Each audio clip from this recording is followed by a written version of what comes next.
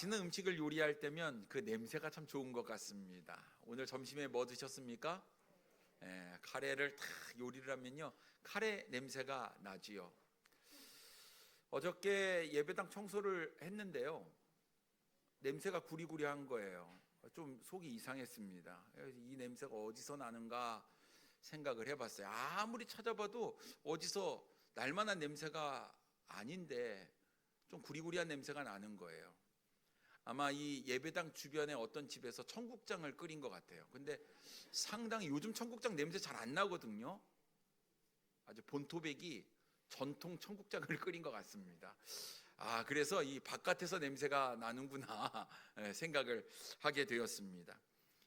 여러분, 맛있는 음식을 보면 맛있는 음식의 냄새가 나잖아요. 그런데 이 똑같은 요리라도 음식이 상하면 역겨운 냄새가 납니다. 상했기 때문이죠. 근데 이 원리는 사람에게도 똑같이 적용이 됩니다. 어떤 그리스도에게는 아름다운 향기가 나는데 어떤 그리스도인은 역겨운 냄새가 난다라는 거예요. 그리스도인이라는 말은요, 그리스도를 닮은 사람을 이야기하는 것이죠. 당연히 예수 그리스도를 개인의 구세주로 영접해서 예수님 닮은 삶을 살아내는 사람을 그리스도인이라고 합니다. 그러면 그리스도인은 아름다운 향기를 내야 돼요. 주님을 사랑하고 주의 말씀대로 살려고 할 때 아름다운 향기가 나는 거예요. 누가 봐도 저 사람은 예수님 같다라는 평가를 받을 때 그리스도다운, 그리스도인에 합당한 향기를 내는 겁니다.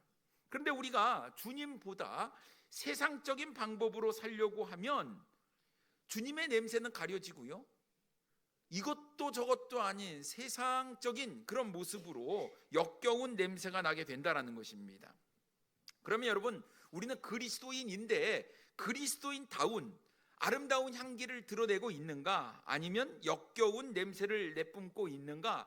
내가 지금 내 주변에 있는 사람들이 나의 모습을 통해서 주님을 높이고 영광을 돌리는 삶을 살고 있는가, 아니면 너같이 믿으려면 나는 안 믿어, 이건 하나님의 영광을 가리는 역겨운 냄새를 풍기는가? 여러분, 우리의 삶을 좀 돌아볼 수 있어야 되지 않을까 싶습니다. 그래서 오늘 우리는 본문 말씀을 가지고 그리스도의 향기라는 제목으로 함께 은혜를 나누기를 원하는데요, 첫째로 우리에게 승리를 주시는 하나님께 감사해야 된다라는 거예요. 사도 바울은 복음에 미친 사람이었습니다. 예수 그리스도의 복음. 왜냐하면 자신이 예수님을 몰랐을 때 나는 율법대로 살면, 율법에 흠이 없는 대로 살면 나는 하나님의 자녀로 천국 간다고 생각을 했어요. 그런데 예수님을 만나고 나서 자신의 삶을 돌아보니까 율법으로는 흠이 없을 수가 없는 거예요. 모든 사람은 죄인이기 때문에 율법을 완전히 지킬 수 없는 것이죠. 율법을 통해서 우리가 알 수 있는 것은 이것은 죄구나, 내가 죄를 범했구나 라는 깨달음이었다라는 것이죠. 이 죄 문제를 어떻게 해결할 수 있느냐 하는 거예요.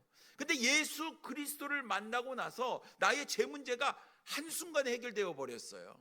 그토록 고민하며 염려하며 어떻게든지 이 율법을 지키려고 노력했던 사도 바울의 삶이요, 예수님을 만난 다음에 삶의 가치관이 완전히 달라졌습니다. 이제는 더 이상 율법대로 살아가는 것이 아니라 율법의 완성이신 예수 그리스도, 그분을 믿고 그분을 전하는 삶을 그가 살게 되었다라는 사실이지요.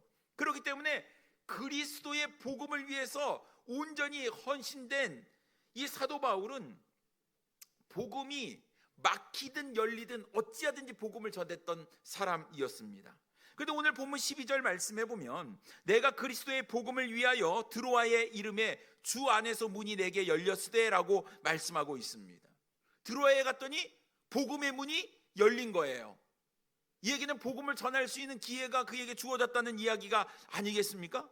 그러면 사실 사도 바울이 복음을 전하러 갔을 때에는요, 복음을 전할 수 있는 환경이 아니었거든요.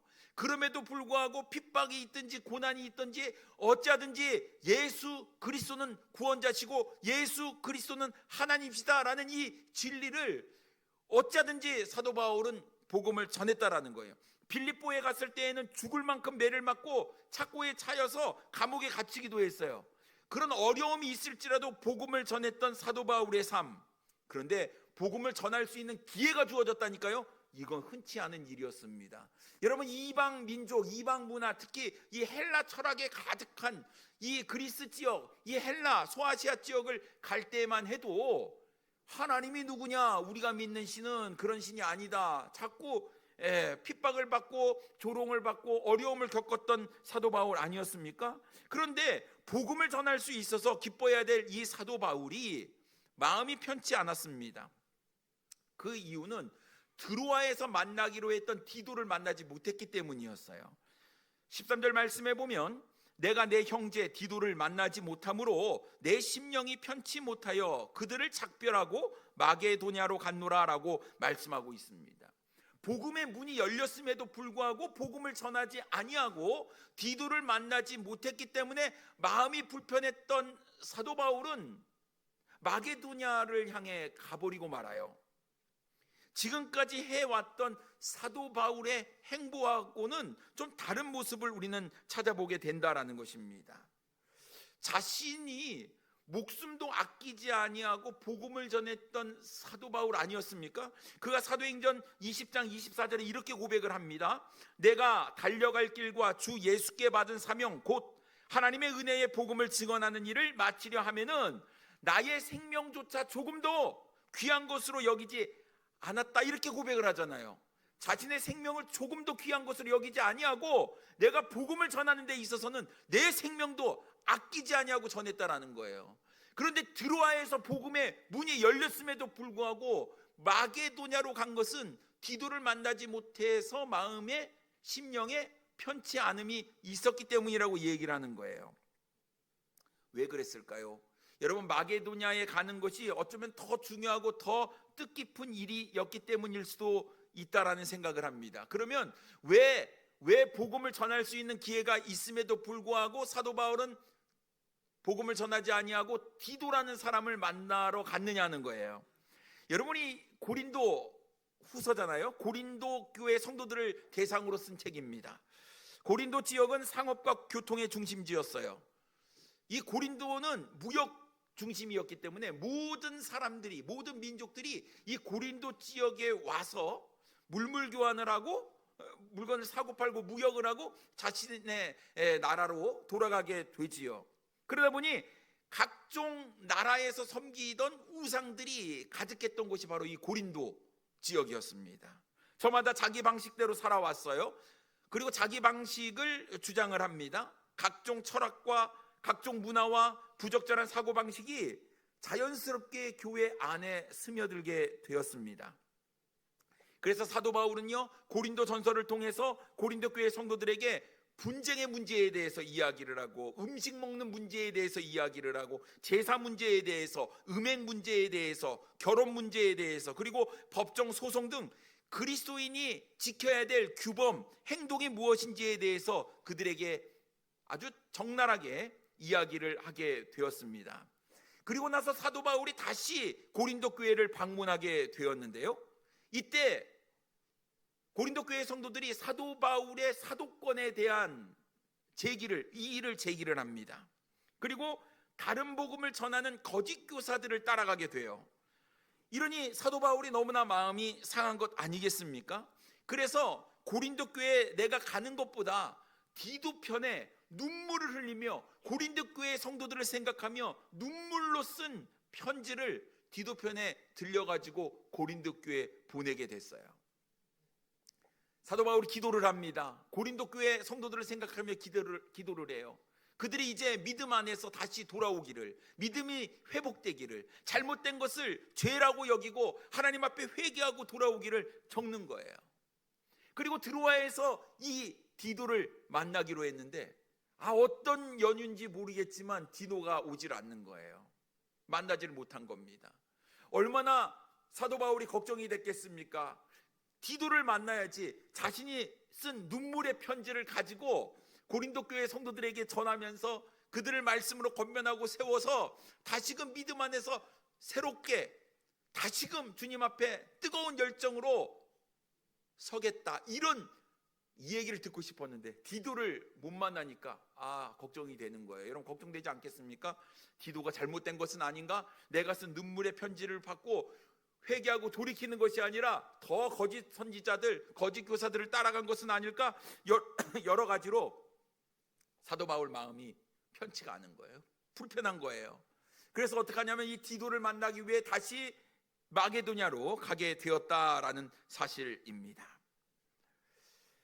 4절 말씀에 보면요, 내가 마음에 큰 눌림과 걱정이 있어 많은 눈물로 너희에게 썼노니 이는 너희로 근심하게 하려 한 것이 아니요 오직 내가 너희를 향하여 넘치는 사랑이 있음을 너희로 알게 하려 함이라라고 말씀하고 있습니다. 고린도 교회 성도들을 사랑하지 않았다면요, 사도 바울은 말하지 않았을 거예요.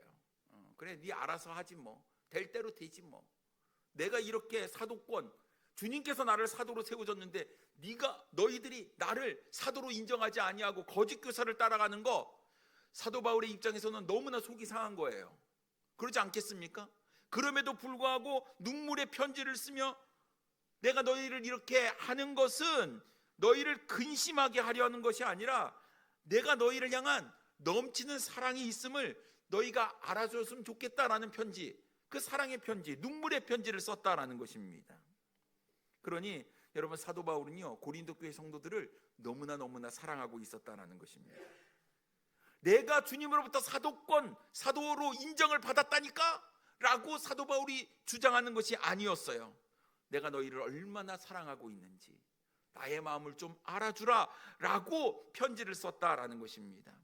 여러분, 구구절절 자신의 마음을 글로 써가지고 보냈던 이 디도 편에 보냈던 이 눈물의 편지를 통해서 고린도 교회 성도들이 다시 믿음 안으로 돌아올 것이냐 말 것이냐 노심초사 하나님 앞에 기도했던 사도 바울, 그 결과를 알고 싶었는데 디도를 만나지 못하니 마음에 불안함이 있고 편치 못한 그런 가운데 있었다라는 것입니다. 지금은요, 시대가 참 좋잖아요. 옛날에는 다 걸어갔다니까요. 지금 어떻게 하면 돼요? 까똑 뭐 이러면 탁 뭐 오고 막 그러잖아요. 맞죠? 세상이 참 좋아진 것 같아요. 그러나 이 당시에 인편으로 주거니 받거니 해야 되는 장시간의 시간이 필요한데 와야 될 사람을 못 만나니 얼마나 마음 가운데 걱정이 되었겠습니까? 그런데 여러분, 14절에 이렇게 말씀하고 있습니다. 항상 우리를 그리스도 안에서 이기게 하시고 우리로 말미암아 각 처에서 그리스도를 아는 냄새를 나타내시는 하나님께 감사하노라. 여러분, 지금 13절까지의 말씀과 14절의 말씀은 완전히 상반된 모습을 보여준다라는 것이죠. 완전히 분위기가 달라졌습니다. 마음이 편하지 못했던 사도 바울의 모습이 사라져 있었다라는 사실이죠. 지금 오히려 사도 바울은 하나님께 어떻게 표현하고 있습니까? 감사한다 라고 표현을 하고 있는 거예요. 그러면 무엇을 감사하느냐라는 것이죠. 이러한 반전은 사도 바울이 마게도냐에서 그토록 기다리던 디도를 만나게 돼요. 그리고 디도 편에 어떤 일이 있었냐를 듣게 됐는데, 고린도 교회 성도들이 이 사도 바울이 쓴 눈물의 편지를 받고 나서 그들이 회개하고 믿음 안에 바로 서기로 결단했다라는 복된 소식을 듣게 되었다라는 사실입니다. 여러분, 얼마나 사도 바울의 마음 가운데 기쁨이 있었겠습니까? 너가 사도냐? 너의 사도권을 우리가 인정하지 않겠다라고 이야기했던 고린도 교회 성도들이 그 눈물의 편지를 통해서, 그래, 사도 바울은 하나님께서 세운 사람이지, 우리 주님께서 부른 사람이지 라고 받아들이면서 사도 바울의 사도권을 인정해 주었다라는 사실입니다. 사도 바울은 모든 문제를 선하게 인도해 주신 하나님께 감사하면서 로마의 개선 행진에 빗대어 두 가지 생생한 표현을 하고 있습니다. 첫째는 항상 우리를 그리스도 안에서 이기게 하신다라는 거예요. 항상 그리스도 안에서 이기게 하신다. 여러분, 우리 하나님은 우리에게 승리를 주시는 분인 줄 믿습니다. 여러분, 어렵고 힘든 상황 가운데서도 사도 바울이 끝까지 그 영혼들을 포기하지 아니하고 계속해서 눈물을 흘리며 기도하며 그 편지를 썼을 때 하나님께서는 그 사도 바울의 마음 가운데 놀라운 역사를 이루어 주셨다라는 것이죠. 로마가요, 전쟁에서 항상 승리를 하고 돌아올 때는 개선 행진을 펼쳤습니다. 그 앞에는요, 포로들을 잡아가지고 끌고 오고요, 그 뒤에서는 장군과 군인들이 의기양양하게 행진을 하게 되었습니다. 그래서 이 행진은요, 엄청났어요. 모든 사람들이 다 나와서 향을 피워가며 지금 로마의 군인들이 승리하고 돌아오는 것을 축하해 주었다라는 사실이잖아요. 사도 바울이 이런 고백을 합니다. 우리를 항상 그리스도 안에서 이기게 하신 그 하나님, 어려움과 핍박과 고난 가운데서도 그리스도의 복음을 증거했을 때 항상 이기게 하신 그 하나님을 찬양하는 사도 바울의 모습을 우리는 보게 됩니다. 뿐만 아니라 각 처에서 그리스도를 아는 냄새를 나타내시는 하나님께 감사한다고 이야기를 합니다. 각 처에서, 여러분, 우리가 어느 곳에 있든지 우리가 있는 그 자리에서 우리가 나타내어야 할 것은 그리스도를 아는 냄새다라는 거예요. 여러분, 내가 가정에 있든지 내가 직장에 있든지 내가 있는 그곳에서 내가 풍기는 그 냄새, 그 향기, 바로 그리스도의 아름다운 향기를 우리는 나타내어야 한다라는 사실입니다. 여러분, 이때는 로마 시내가요 향냄새로 진동을 했대요. 로마 신전에서는요 엄청난 향을 피웠고요, 백성들은 다 길거리 향을 들고 나와서 이 축하를 하니까요 이 동네가 완전히 냄새로, 향냄새로 뜯었다는 거예요. 그런데 이 냄새가 어떤 사람들에게는 죽음의 냄새예요. 그리고 어떤 사람들에게는 이것은 생명의 냄새입니다. 왜 그럴까요? 여러분, 포로로 잡혀온 사람들은요 죽은 목숨이었어요. 근데 승리를 한 로마의 군인들에게는 이것은 생명의 냄새였다라는 사실이죠. 여러분, 그리스도의 복음을 전하는 데 있어서 우리 인생 가운데 수많은 문제와 어려움이 있어요. 사도 바울도 그런 고민을 했습니다. 그런 어려움을 다 경험을 했어요. 복음의 기회가 열릴 때도 있고 열리지 않을 때가 있습니다. 말씀 든든히 세워진 교회가 외부적으로나 내부적으로 문제가 생겨 어려움을 겪을 수 있어요. 중요한 것은요, 우리가 그리스도에게 온전히 사로잡힌 바 되어서 예수 그리스도를 아는 냄새를 끝까지 내야 한다라는 사실입니다. 많은 사람들이 예배당에서는 그리스도의 아름다운 향기를 드러내잖아요. 집에서는요, 직장에서는요, 내가 있는 그곳에서 그리스도를 아는 냄새를 내뿜고 있습니까? 누가 봐도 예수 믿는 사람이구나, 저 사람을 보면 예수님을 볼 수가 있어, 저 사람을 보면 항상 정직해, 항상 성실해, 항상 인정받을 만한 아름다운 그리스도인의 합당한 삶을 우리는 살아내고 있느냐 하는 것입니다. 그렇게 그리스도인의 아름다운 향기를 쫙 내면요, 우리가 어려움을 겪을 수도 있어요. 예수 믿는 사람은 더 섬겨야 되고 더 희생해야 되고 기본적으로 그런 생각을 가지고 있는 것 같습니다. 왜 예수 믿는 사람이 저래? 라는 이야기를 듣게 되면요, 우리는 어떤 거예요? 그리스도의 아름다운 향기를 드리지 못하는 거다라는 것이죠. 그러니 여러분, 우리의 삶을 한번 돌아보시기를 바랍니다. 항상 우리를 그리스도 안에서 이기게 하시는 그 하나님께 감사함이 있고, 어떤 상황 가운데 있든지 우리가 있는 그 자리 각 처에서 복음을 전하는 우리의 삶의 모습이 있는지, 어떠한 상황 가운데서도 우리가 그리스도의 향기를 드러낼 때 반드시 주님께서 우리에게 승리를 주신다는 사실을 여러분 기억하시기 바랍니다. 힘들고 어려울지라도 내가 있는 그 자리가 바로 내가 전도해야 될 전도처요, 내가 선교해야 될 선교처임을 기억하고, 여러분, 우리의 삶을 통해서 하나님의 영광을 드러내는 우리 사랑하는 성도님들 되기를 원합니다. 두 번째로, 우리는 순전한 마음으로 복음을 전해야 됩니다. 사도 바울은 자신이 하나님 앞에서 그리스도의 향기라고 고백을 합니다. 15절 말씀에 보면 우리는 구원받는 자들에게나 망하는 자들에게나 하나님 앞에서 그리스도의 향기다라고 말씀하고 있어요. 여러분, 여기서 향기, 유오디아라는 뜻인데, 이것은 구약에서 희생 제사를 드릴 때 번제물이 타는 냄새를 이야기합니다. 번제물이 탈 때요, 냄새가 나잖아요. 근데 우리 하나님께서는 이 냄새를 좋아하셨어요. 그래서 성경에 보면 이것을 흠양하셨다라고 말씀하고 있습니다.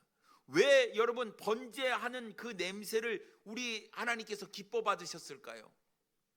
여러분, 이 번제물을 통해서 우리 하나님께서 우리가 죄악됨을, 죄인됨을 깨닫고요, 회개할 때 하나님께서는 그 냄새를 통해서 회개하고 돌아왔구나, 것들을 깨닫기 때문에 우리가 하나님 앞에 제사를 드리는 이 희생 제물이 하나님께서는 기뻐하시는 향기가 된다라는 것입니다. 희생 제사는 제물이 죽어야 되는 거예요. 태워져야만 되는 겁니다. 제물이 우리 죄를 대신하여 죽음으로 우리가 의롭게 되는 거잖아요. 지금은 우리가 희생 제물을 가지고 주님 앞에 나올 필요가 없습니다. 왜냐하면 우리 주님께서 우리를 위한 희생 제물이 되셨기 때문이죠. 우리는 이제 예수 그리스도를 믿음으로 말미암아 구원을 받을 수 있다라는 사실입니다. 그렇기 때문에 여러분, 희생 제물이 죽는 것처럼 우리 자신이 죽어야만 된다라는 사실이지요. 내가 죽어야 그리스도의 향기가 드러나는 거예요. 내가 온전히 주님께 드려진 바 되어야 그리스도의 아름다운 향기가 날 수 있다라는 사실입니다. 여러분, 우리를 그리스도인이라고 이야기를 하고 있습니다. 근데 여러분, 예수님의 제자에게 그리스도인이라는 이름이 붙여진 게 아니라 성경 사도행전 11장 26절 말씀에 보면 안디옥 교회 성도들에게 주어졌다라는 것이죠. 만남에 안디옥에 데리고 와서 둘이 교회에 1년간 모여 있어 큰 무리를 가르쳤고 제자들이 안디옥에서 비로소 그리스도인이라 일컬음을 받게 되었더라라고 말씀하고 있습니다. 교회에서 1년간 가르쳤던 이 두 사람은 바나바와 사도 바울을 의미합니다. 그러면 이 사도 바울과 바나바가 열심히 복음을 가르치고 말씀을 가르쳤더니 제자들이 안디옥에서 비로소 그리스도인이라는 칭호를 받게 되었거든요. 그렇습니다. 왜 이런 칭호를 받게 되었을까요? 그리스도인다운 삶을 살았기 때문에 그렇습니다. 그러니 여러분, 우리가 하나님의 말씀을 잘 가르침을 받고 말씀대로 살면 사람들이 우리를 향해서 그리스도인이라고 이야기한다니까요. 우리가 예수님을 구세주로 믿고 내 자신을 십자가에 못 박고 성령의 인도하심을 따라 예수님처럼 살아가게 된다면 그리스도인이라는 칭호를 받아야 되는 것이 너무나 당연하다라는 것이죠. 그러면 여러분, 내 주변에 있는 사람들이 여러분을 보고 예수 믿었어? 너 교회 다녀? 여러분, 만약 이런 이야기를 들으신다면 뭔가 잘못돼도 한참 잘못된 겁니다. 우리의 삶의 모습 가운데에 주님이 드러나지 않는 거예요. 이러신 분이 있어요. 괜히 주님의 이름을 드러냈다가 주님 욕 얻어 먹으니까 나는 차라리 사람이 볼 때는 기도도 안 해. 그냥 밥 먹을 때 그냥 속으로 눈 뜨고 땡큐 하고 이렇게 밥을 드실 수도 있을 것 같습니다. 여러분, 어떻게 하든지요, 우리가 그리스도인이라는 것을 드러낼 때 나에게 주어지는 어려움과 핍박과 고난이 있을 거라 생각을 해서 여러분, 너무나도 세상 가운데 세상적인 사람처럼 살아가시는 것은 아닙니까? 우리는 기억해야 됩니다. 나는 예수 그리스도의 생명을 받은 하나님의 자녀이기 때문에 그 말에 합당한 그리스도인다운 삶을 살아야 하는 것입니다. 어떤 나그네가 진흙 한 덩어리를 얻었습니다. 근데 거기에 귀한 향기가 배어 있었어요. 그 나그네가 진흙에게 묻습니다. 너는 바그다드의 진주냐? 그 진흙이 아닙니다. 나그네가 다시 묻습니다. 그럼 너는 인도의 사양이냐? 진흙이 이야기합니다. 아닙니다. 나그네가 다시 묻습니다. 그러면 너는 무엇이냐? 진흙은 겸손하게 저는 그저 한 덩어리의 진흙일 뿐입니다 라고 대답을 합니다. 그런데 너 이 진흙 덩어리, 너에게서 왜 이런 아름다운 향기가 나오느냐라고 묻자 진흙은 이렇게 이야기를 합니다. 저는 잘 모르는데 내 안에 백합화가 심겨져 있어서 백합화와 오랫동안 함께 살았더니 나에게서 아름다운 향기가 납니다라고 대답을 했다고 합니다. 여러분, 우리 안에 예수 그리스도께서 살아 계십니까? 여러분, 내 안에 예수님을 영접하고 계십니까? 그러면 자연스럽게 내 안에 있는 예수님과 동행하는 삶을 살았다고 한다면 여러분, 우리의 생각과 우리의 말과 우리의 행동과 우리의 태도와 우리의 모습은 예수님처럼 변해 있어야 하는 것이 마땅한 것이죠. 누가 뭐라고 해도 우리는 우리의 삶을 통해서, 우리의 말을 통해서, 우리의 행동을 통해서 예수님과 같은 모습이 있어야 한다라는 것이죠. 그래서 그리스도인이구나 라고 인정을 받을 만한 그러한 삶을 살아내는 우리의 삶이 있어야 한다라는 것입니다. 그러니 사랑하는 성도님 여러분, 우리는 각 처에서 그리스도를 바라는, 그리스도의 향기를 드러내는 삶을 살아야 될 줄 믿습니다. 우리가 전하는 향기는요, 구원받는 자들이나 망하는 자들이나 모두 다 맡을 수가 있어요. 근데 어떤 사람에게는 이것이 사망에 이르는 냄새가 되고 어떤 사람에게는 생명에 이르는 냄새가 됩니다. 16절 말씀에 보면 이 사람에게는 사망으로부터 사망에 이르는 냄새요, 저 사람에게는 생명으로부터 생명에 이르는 냄새라. 누가 이 일을 감당하리요? 라고 말씀하고 있습니다. 여러분, 우리의 삶을 통해서, 우리의 입술을 통해서, 우리의 행동을 통해서 전해지는 이 복음이 어떤 사람은 그것을 받아들여서 생명의 냄새로, 생명의 향기로 받아들이는 사람이 있고, 어떤 사람은 그것을 받아들이지 않음으로 사망에 이르는 냄새가 된다라는 것입니다. 누가 이 일을 감당하겠느냐 하는 것이죠. 여러분, 주님께서 우리에게 맡겨주신 사명이에요. 그리스도의 향기를 바라는 삶, 그래서 복음을 전하는 삶, 믿지 않는 사람들이 우리를 통해서 예수 그리스도를 영접할 수 있는 삶, 그 삶을 우리는 살아내야 하는 것입니다. 어디서요? 각 처에서, 우리가 있는 처한 그 자리에서. 그래, 여러분 생각해 보시기 바랍니다. 우리가 언제든지 우리의 행동을 통해서 말로 예수님을 전할 수 있다니까요. 직장에서요? 어떻게 전하지? 전할 수 있어요. 우리의 마음이 없을 뿐이에요. 학교에서 할 수 있어요. 우리는 어느 곳에 있든지 그리스도를 아는 향기를 바라야 한다라는 사실입니다. 근데 중요한 게 있어요. 여러분, 순전함으로 해야 된다라는 사실입니다. 오늘 17절에 뭐라고 이야기를 하고 있습니까? 우리는 수많은 사람들처럼 하나님의 말씀을 혼잡하게 하지 아니하고 곧 순전함으로 하나님께 받은 것 같이 하나님 앞에서와 그리스도 안에서 말하노라 라고 말씀하고 있습니다. 여러분, 혼잡하게 했다는 것은요, 포도주에 물을 타서 양을 많이 만드는 것, 그래서 질 낮은 포도주를 판매하여 과도한 이익을 남기는 때 혼잡하다라는 단어를 쓰거든요. 여러분, 우리가 그리스도를 증거할 때 순전하게, 순수하게 오직 복음만을 드러내야 되는데, 여기 어떡합니까? 세상적인 거, 인간적인 거 다 섞어가지고 이 그리스도의 복음이요, 물탄 듯 흐리멍텅한 질 낮은 복음으로 만들어버린다라는 사실입니다. 자신의 이익을 도모하기 위해서 복음을 분명하고 순전하게 전하지 아니하고 교묘하게 변질시킨 것이다 라는 사실입니다. 여러분, 우리가 예수 그리스도를 믿을 때요, 다른 거 다 필요 없습니다. 행함으로 구원받는 거 아니죠. 무엇으로 구원받습니까? 믿음으로 구원받아요. 어떤 믿음이죠? 예수 그리스도께서 내 죄를 위해서 십자가에 못 박혀 죽으시고 장사한 지 사흘 만에 부활하셔서 우리에게 이것을 믿으면 영원한 생명을 주신다라는 이 복음, 이게 진정한 복음이에요. 그런데 요즘 이렇게 얘기하지 않습니다. 당신은 죄인입니다. 얘기하지 않아요. 죄인이다 하면 안 오니까. 이웃사랑, 봉사 많이 하면 되고, 기도 잘하고, 말씀 잘 묵상하고, 말씀 잘 지키면 천국 간다, 이렇게 얘기를 해요. 여러분, 틀린 말은 아니지만 뭐가 빠졌어요? 핵심이 빠졌어요. 여러분, 복음은 예수 그리스도 그분 자체다라는 사실이잖아요. 여러분, 세상의 이치와 적당히 섞여버린, 그래서 세상을 향해서 어떠한 영향력도 발휘하지 못하는 그리스도인의 모습은 아름다운 그리스도의 향기를 바라는 것이 아니다라는 사실입니다. 여러분, 순전함으로 하나님의 말씀을 전해야 하는 것입니다. 당당하게 말이죠. 여러분, 어쩔 수 없어요. 주님께서 우리에게 말씀하신 바대로 우리는 복음을 전해야 됩니다.